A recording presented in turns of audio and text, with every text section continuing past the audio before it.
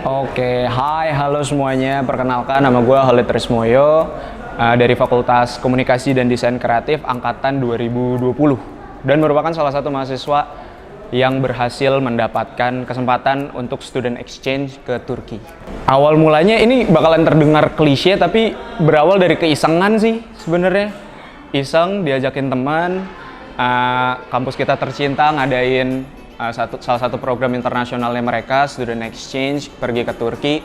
Terus di situ gue cukup tertarik karena salah satu impian juga sih, salah satu impian di bidang akademik untuk pergi ke luar negeri, study abroad gitu, langsung ke luar negeri dan belajar di sana. Jadi awalnya iseng-iseng, tapi ternyata emang rezekinya kayaknya ya, dan akhirnya dapet. Awal-awal culture shock yang paling bikin kaget pertama cuaca jelas, karena berbanding terbalik sekali dengan di Jakarta. Jakarta panas banget. Nyampe di sana di Istanbul, abis dari ya pokoknya dari airport bandara di Istanbul tuh keluar apa segala macem, itu bener-bener udaranya beda banget dan dinginnya nusuk. Walaupun itu juga masih apa ya, itu tuh terbilang baru musim gugur, falls, dan itu udah suhunya tuh berapa ya? 10 sampai 12 derajat. Dan habis itu terus dan masih dingin, dan emang itu culture shock pertama sih, dingin banget culture shock tuh. Terus yang kedua, gue sebenarnya datang ke Turki dengan ekspektasi tidak menaruh ekspektasi sama sekali. Jadi karena gue suka kejutan, gue pikir akan menjadi hal yang baik, hal yang seru juga untuk membuat diri gue nggak tahu apa-apa sama Turki dan terkejut sama hal-hal yang ada di sana gitu. Salah satunya adalah yang gue cuman berekspektasikan soal Turki adalah Turki itu negara Muslim tadinya. Gue pikir begitu karena gue pikir Turki tuh negara Muslim yang karena negara Muslim notabene budayanya mereka tuh nggak terlalu beda jauh sama di kita gitu. Azan masih kedengeran karena Turki kan sebelah-sebelahan tuh Eropa sama Asia. Tadinya gue pikir negara Muslim banget. Tapi ternyata dia bilangnya, mereka tuh nyebutnya negara sekuler. Jadi mereka nggak mau disebut sebagai negara Islam walaupun mayoritas penduduknya beragama Islam. Tapi mereka nggak menyebut diri mereka negara Muslim, tapi sekuler. Dan itu ya tahu sendiri lah guys, gimana tuh negara Eropa dengan keberagaman yang lebih beragam banget, dan westernnya itu kebudayaan baratnya jauh lebih kerasa. Oh ya, di Turki itu 1 semester, kehitungnya berarti selama di sana tuh 5 bulan. Tapi belajarnya kurang lebih 4 bulan deh kayaknya. 4-5 bulan di sana, temen-temennya. Karena baru pertama kali dapet lingkungan yang emang isinya anak-anak internasional semua, anak-anak dari berbagai macam negara, satu padu semua di situ. Dan itu berasa banget perspektifnya mereka. Jadi itu hal yang menarik, salah satu hal yang menarik adalah cara pandang mereka soal waktu. Di kita tuh ngaret tuh bisa 1 jam, bisa setengah jam toleransinya ya. Di sana tuh nggak bisa kayak gitu. Mereka tuh bilang, kayaknya I think I'm gonna be late. Padahal cuma 5 menit, padahal cuma 3 menit. Mereka tuh udah bilang itu terlambat gitu. Itu salah satu hal yang menarik dan jadi kebiasaan tadinya. Tadinya tuh di sana tiap kali janjian sama teman-teman, gua pribadi suka telat gitu, suka nyantai. Budaya Indonesia lah, Indonesia banget lah. Ngaret apa segala macem. Tapi karena pressure dari budaya mereka, culture mereka yang kayak begitu soal menghargai waktu banget, gue jadi kebawa juga. Itu salah satu yang menarik. Yang kedua, hal yang menarik lainnya menurut gue tempat kali ya, karena kayaknya gue baru pertama kali juga berada di satu negara lain di luar Indonesia, karena gue nggak pernah kemana-mana juga guys. Jadi di negara Turki tuh gue ngelihat atmosfernya beda, suhunya beda, arsitekturnya beda, dan itu salah satu hal yang menarik. Gue suka kampusnya sih di sana, walaupun di sini juga kampusnya bagus. Kampus kita terbilang Universitas Budi Luhur terbilang kampus yang hijau dan banyak tumbuh-tumbuhan apa segala macam. Tapi sukanya gue di sana kampusnya itu banyak tamannya. Paham gak sih kalau kalian pernah nonton film-film romance atau drama dan lain-lainnya dan suka ada yang duduk di rumput gitu-gitu, terus gelar tikeran gitu, terus bener-bener kayak piknik. Itu tuh salah satu yang membekas banget. Dan di sana tuh gue suka sama perpustakaannya.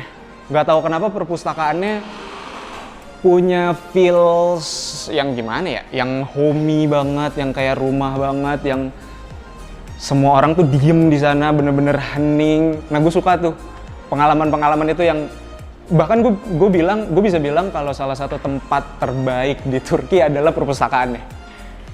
Bahkan perpustakaannya. Tapi kalau yang lain-lain, salaman kali ya.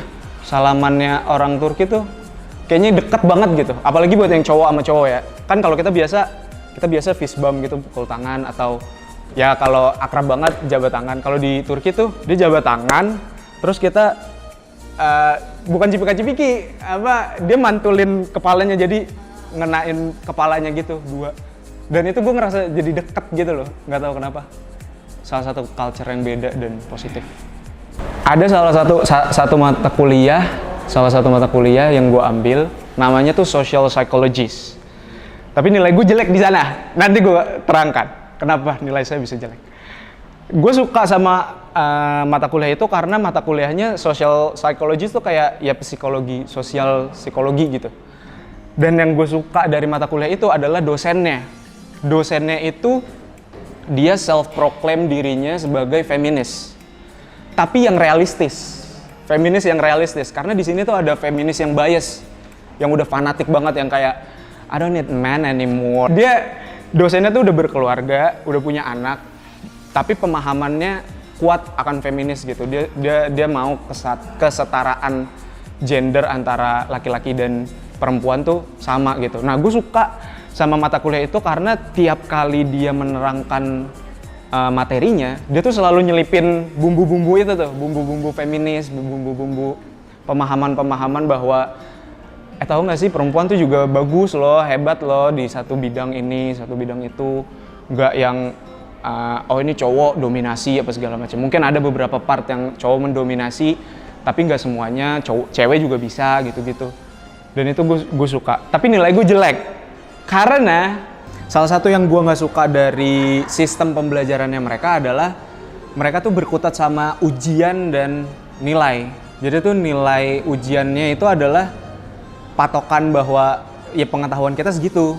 Beda sama di sini kan. Di sini tuh kita nilai keaktifan, nilai presentasi, dan ada nilai-nilai tambah di luar dari akademik itu yang dimasukin ke nilai akhir kita. Nah kalau mereka tuh ujian akhirnya tuh ya udah nilai akhir mereka, dan itu based on number banget, berdasarkan angka banget gitu. Dan itu mereka ujiannya multiple choice, guys. Itu baru pertama kali lagi setelah SMA terakhir ya, yang SBMPTN atau SNMPTN itu apa segala macam. Ujian-ujian dengan multiple choice atau pilihan ganda tuh buat gue asing, karena kita di sini pun kayaknya udah nggak ada deh pilihan ganda apa segala macam. Kebanyakan kan kita bikin project, presentasi atau ngapain gitu. Nah itu menurut gue sih kurang. Satu hal yang gue berani bilang, pembelajaran di sini itu jauh lebih praktikal ketimbang di sana. Di sana tuh masih based on teori, based on books, dari teori, dari buku bacaan ya maksudnya. Kalau di kita nih, gue bisa berani jamin mahasiswa Universitas Budi Luhur khususnya, atau mahasiswa Indonesia pada umumnya, punya skill set praktikal yang langsung terjun ke dunia pekerjaan yang jauh lebih hebat ketimbang di sana. Karena mereka tuh, ya gitu, tugasnya tuh nggak ada tugas, mereka tuh nggak punya tugas sama sekali. Mungkin beberapa ada, tapi tugasnya ya tugas-tugas yang ya udah nulis-nulis, ngetik apa segala macem gitu. Jadi itu tugas yang based on ngerjain project, ngerjain sesuatu yang secara aktif kita terjun ke lapangan, terus bener-bener kayak dunia profesionalnya tuh mereka tuh kurang. Salah satu yang berbeda banget dari sini. Pertama, Instagram kampus kita tuh udah bagus banget.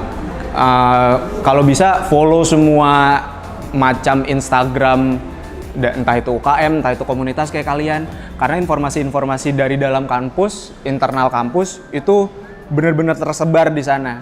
Dan jangan sampai terlewatkan, karena gue pun dapat informasi itu dari temen ke temen. Mungkin perbanyak koneksi juga, itu penting, perbanyak koneksi juga. Dan kalau semisal emang punya keinginan banget untuk study abroad, ke luar negeri, tapi kayak kehalang, tapi Inggris gue jelek atau gue nggak terbiasa. Gue juga tadinya nggak terbiasa loh ngomong bahasa Inggris gitu. Walaupun ya gue bisa, tapi karena lingkungan yang nggak terbiasa, jadinya gue ngerasa nggak bisa. Ada insekuritas itu. Tapi setelah di sana, lingkungannya ketemunya sama lingkungan internasional, kita tuh ditempa dan dipaksa untuk ngomong bahasa Inggris. Karena satu-satunya, ya gue nggak bisa ngomong Turki dong, nggak bisa bahasa Turki. Satu-satunya yang bisa dipahami oleh semuanya ya bahasa Inggris gitu. Dan kalau kalian merasa bahasa Inggrisnya kurang, gue juga tadinya ngerasa bahasa Inggris gue kurang di sana. Tapi pas nyampe sana, mereka tuh juga sama kayak kita. Maksudnya mereka tuh nggak terbiasa untuk ngomong juga. Mungkin beberapa ada yang fasih, fluent gitu, lancar banget. Tapi beberapa lainnya, banyak lainnya juga yang masih terbata-bata. Tapi itu juga nggak apa-apa, itu proses dari pembelajaran dan itu bagus banget. Pesannya mungkin kalau misalkan mau study abroad, kalau gue sih karena gue suka kejutan, ekspektasinya dikurangin. Entah dalam hal apapun, makanan, suasana, orang-orangnya, dan lain-lainnya itu dikurangin sedikit. Karena buat gue untuk terkejut sama hal-hal baru tuh penting. Untuk tetap kayak surprise, ternyata tuh kayak gini ya, ternyata tuh kayak gini ya, itu penting. Dan terakhir, ya tetap semangat.